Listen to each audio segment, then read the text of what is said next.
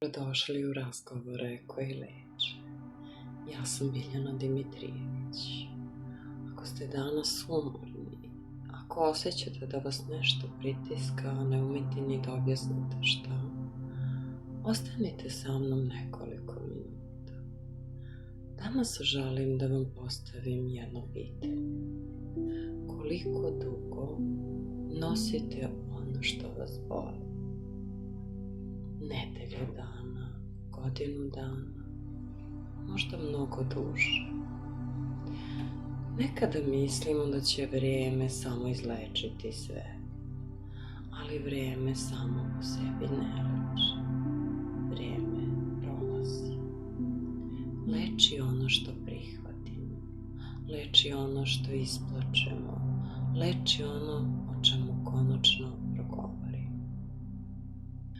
Kroz svoj rad upoznala sam mnogo ljudi, na prvi pogled nasmejani, uspešni, vredni, a kada počnemo da razgovaramo, iz tog osmeha često se krije ogromna tuga.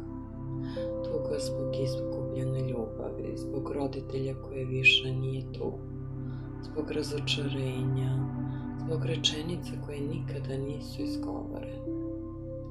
A znate šta sam ja naučila? Najteži teret je ono što nam se dogodilo. Najteži teret je ono što godinama nosimo sami. I ja sam dugo morala da nosim sama. Da će proći, da će sutra možda biti lakše. Ali tek kada sam dozvolila da stanem, da osjetim, da prihvatim, počela sam istinski da se oporavljam. Možda i vi danas nosite nešto što vas umara. Ne morate odmah da rešite ceo život. Dovoljno je da danas napravite jedan mali korak. Večeras uzmite papir. Napišite odgovor na jedno pitanje. Šta me danas najviše boli?